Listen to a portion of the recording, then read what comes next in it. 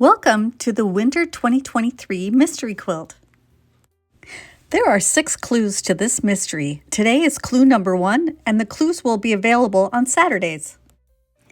If you've never tried a mystery quilt before, we hope you'll give this one a chance. Now let's find out what the requirements are. The pattern is located at the end of the video or as a file on our Facebook group called The Quilted Forest Friends. I chose my border fabric first.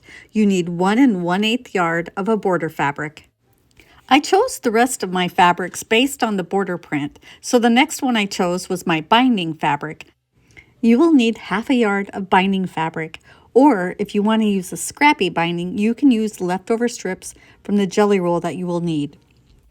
The next fabric you need to pick is your inner border fabric. You could have the binding and the inner border be the same, but for this version, I decided to go with a lime green. You will need 1/2 yard of the inner border fabric. The next fabric to look for is the background fabric. You will need 2 yards of a background fabric. I've chosen the white that's part of the same line of fabric as the border fabric. You also need 3/4 of a yard of a secondary background fabric. I picked one that was similar to the white, just a little bit more noticeable. It's actually the same print, but 2 different colors of it. The next fabric to pick is the dark fabric. You need to make sure there is a strong contrast between the dark and all the other fabrics. You will need 1 yard of the dark fabric.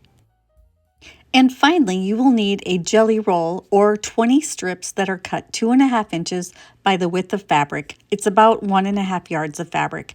I decided to just pick 5 different fabrics, all pink, and cut 4 strips of each from all of the fabrics for 20 strips. To help you keep track of what fabric goes where, make yourself a fabric key. I just cut a small piece of each of the fabrics, glued it onto a paper, and then wrote beside it what that fabric was going to be used for. I'll be showing you the mystery in 2 different colorways. The first I'm calling my pink colorway, and this one I'm calling my floral colorway. For my background fabric, I picked the white grunge that has just a little bit of gray to it. For my secondary background color, I have a really soft green that almost reads white, but it'll look really good with the grunge. For the dark fabric, I have picked the blue that goes with the floral fabric. It's part of the same line. And finally, for my jelly roll, I've picked this cute little floral jelly roll by In the Beginning Fabrics. I'm going to choose my binding and inner border fabric later, but I've started on my color key so I know what goes where. When we were testing this pattern, we decided to make a Christmas version. So the border was this cute little Santa print.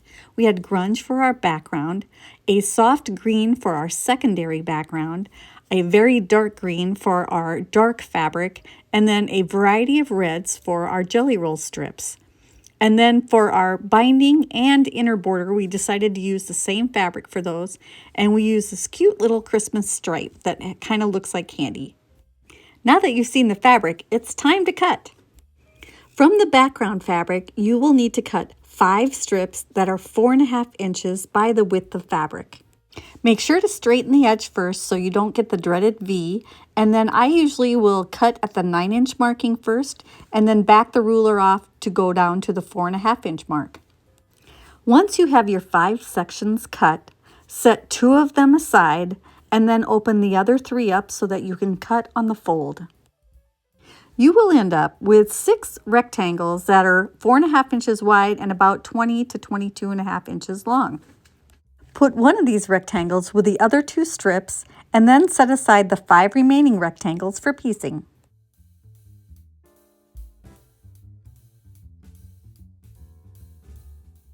From the remaining 2 strips that are 4.5 inches wide and the leftover strip, cut 36 rectangles that measure 2.5 inches by 4.5 inches. I like to use my big square ruler when I'm doing these. I will square off the one end and then I will cut on the 12.5-inch mark and then the 10-inch mark and then the 7.5-inch mark, the 5-inch mark, and the 2.5-inch mark. Make enough cuts to get 36 sections.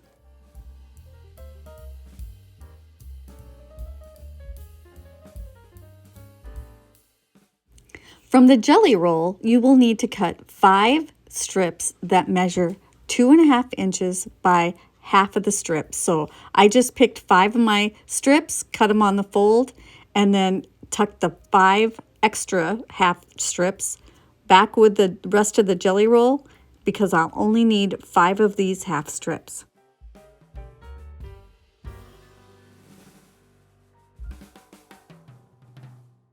Before I start sewing on the pink version, I'm going to take the time to cut the floral version out.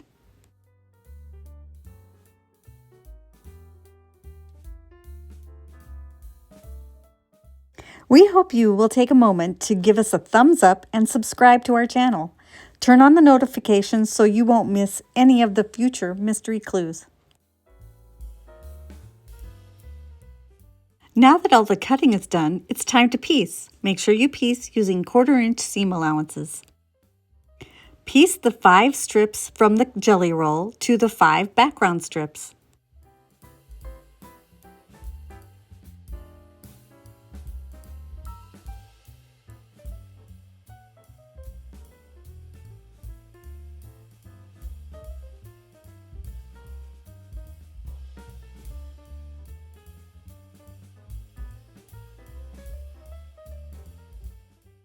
Leave a comment below and tell us the kind of fabric you're going to use for your mystery quilt.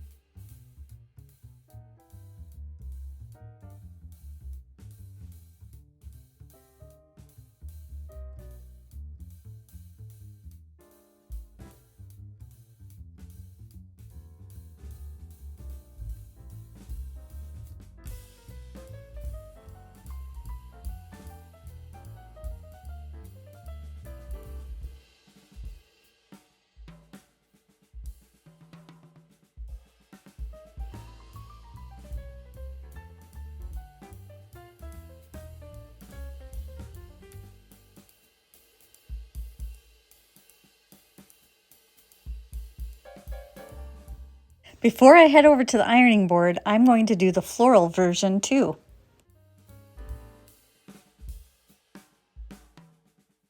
Now that we're done piecing, it's time to press. Press towards the darker fabric. That will be the jelly roll fabric. I will usually press my seam nice and flat first, and then I will press towards the dark. That kind of helps set the seam and make it turn out a little bit flatter. Once pressed, this unit should measure 6.5 inches wide.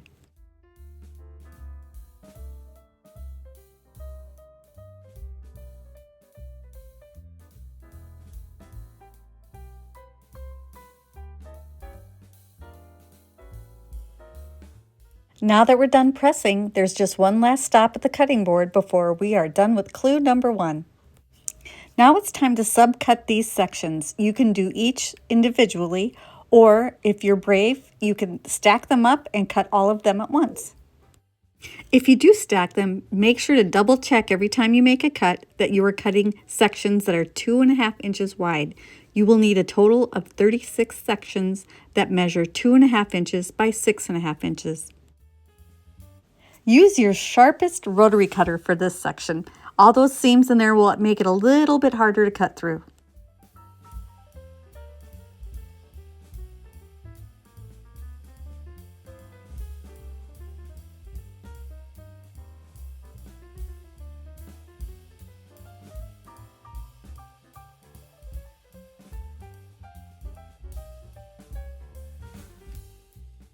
Now that the pink version is cut, I'm going to cut my floral version, and then it's time to pack it away until next week. To help keep things organized, I suggest packing away the pieces in plastic bags marked 1 through 5. Marking the bags can be as simple as taping a number to the outside of the bag. I wrote numbers on index-size paper and laminated them so I can just drop them right into the bags with the fabric. Keeping the pieces separate and organized along with the fabric key will help you all the way through when putting the mystery quilt together. I keep all 5 bags with the clues in them and all the extra fabric in one bigger bag so everything stays together. If you haven't already, make sure you hit that like button, subscribe to our channel, leave us a comment, and tell your quilting friends so everybody can make the mystery together. The next clue will be available in 1 week. A downloadable version of this pattern can be found in the Files section of our Facebook group called The Quilted Forest Friends. Or you can push pause and take notes, or you can take a screenshot and print it at home. Now it's time to get started on your mystery. Thanks for watching and happy quilting! A few quick things before you go. When I'm making my subcuts and I have little pieces left over, I will cut them down to usable size. I cut them as big as I can make them without having any of the selvage in a seam allowance. I then piece them together and use them for something random in the future. It's just really hard for me to throw away that perfectly good fabric.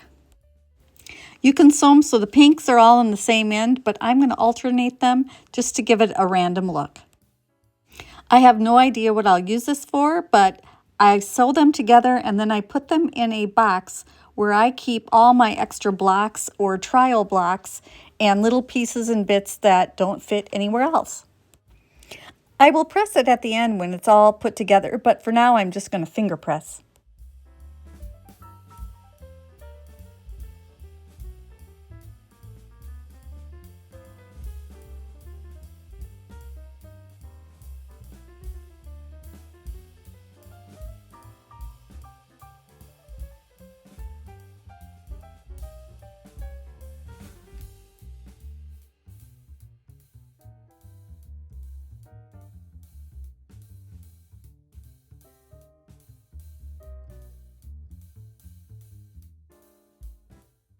And of course I made one with the floral fabrics too. And yes, I have a bag of bags that I use whenever I'm needing to organize.